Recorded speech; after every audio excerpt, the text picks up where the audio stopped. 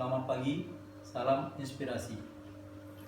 Kali ini kita akan bicara tentang filosofi gelas yang melimpah, lalu gelas yang cukup, serta gelas yang kekurangan air ya.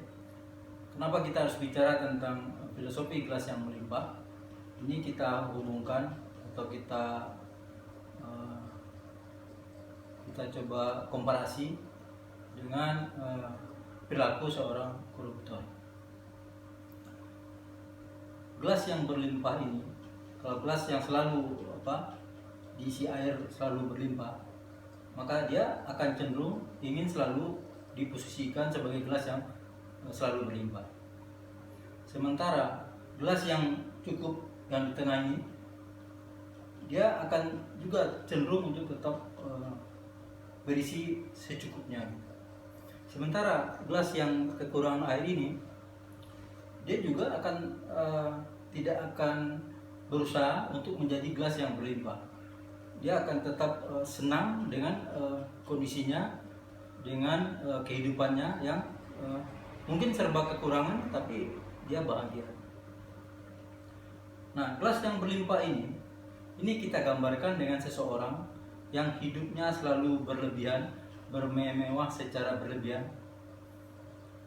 Nah, kalau harta yang dia dapat dari cara hidup berlebihan dan bermewah tersebut didapat dengan cara yang legal dan halal, yang mungkin tidak ada masalah secara hukum.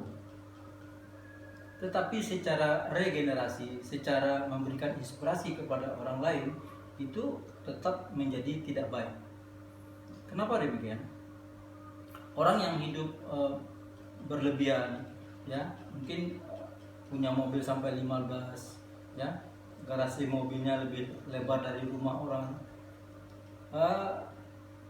Dia dan keluarganya akan menjadi terbiasa hidup selalu berlimpah-limpah, hidup dengan membuang-buang harta secara berlebihan. Sehingga jika nanti ada keluarga tersebut, anaknya atau cucunya tidak lagi mampu menghasilkan sesuatu yang secara berlimpah, otomatis dia ingin tetap mempertahankan kehidupannya secara berlimpah, bagaimanapun caranya. Apakah itu dengan menghalalkan segala cara atau dengan korupsi, seperti pejabat yang punya kesempatan untuk korupsi. Berikutnya, apalagi kekurangannya? Dia juga ikut menginspirasi orang lain yang ingin hidup bersenang-senang secara berlebihan juga.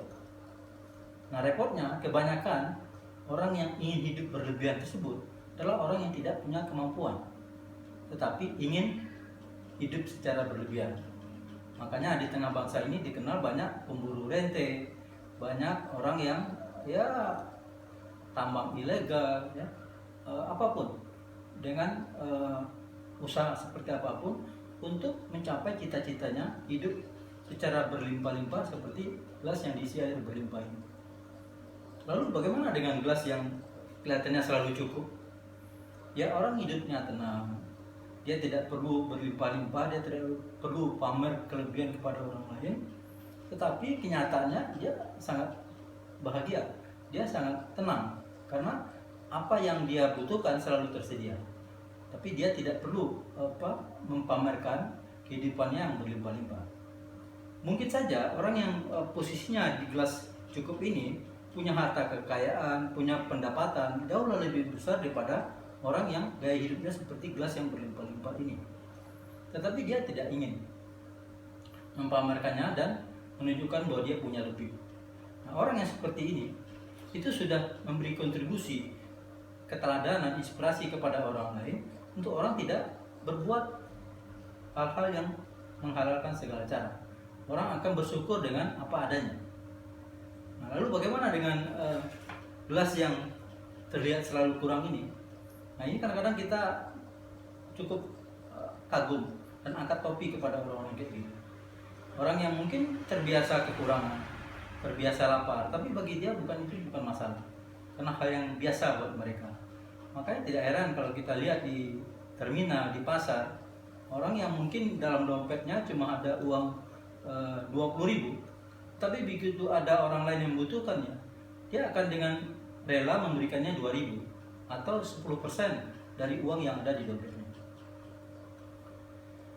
Lalu kita bandingkan dengan orang yang hidup berlimpah ini. Orang yang hidup berlimpah ini mungkin di dalam dompetnya ada uang 5 juta atau 10 juta. Karena dia untuk mengisi pertamax bahan bakar mobilnya saja mungkin sudah 1 juta. Tetapi untuk mengeluarkan uang 50.000 atau 0,1% dari uang yang ada di dompetnya, mungkin dia tidak mau. Nah, lalu kita bicara tentang korupsi.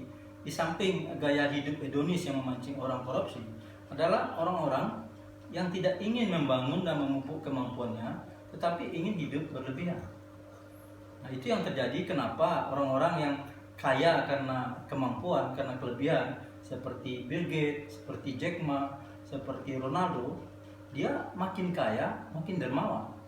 Karena dia yakin bahwa rezeki akan datang terus dengan keahlian dan kemampuan yang dia punya.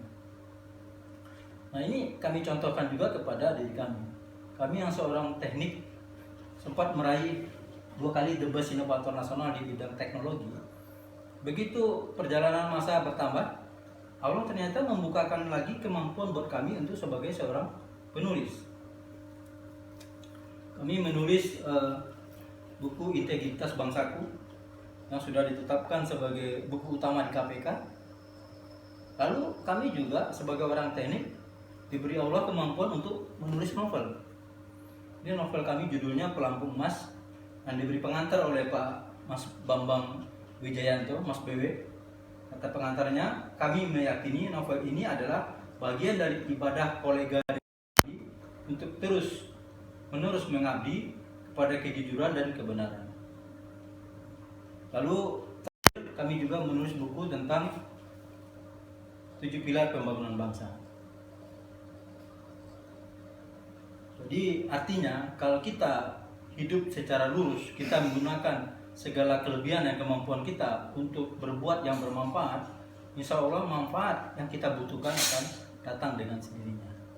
Demikian sharing kita kali ini, semoga bermanfaat. Salam inspirasi.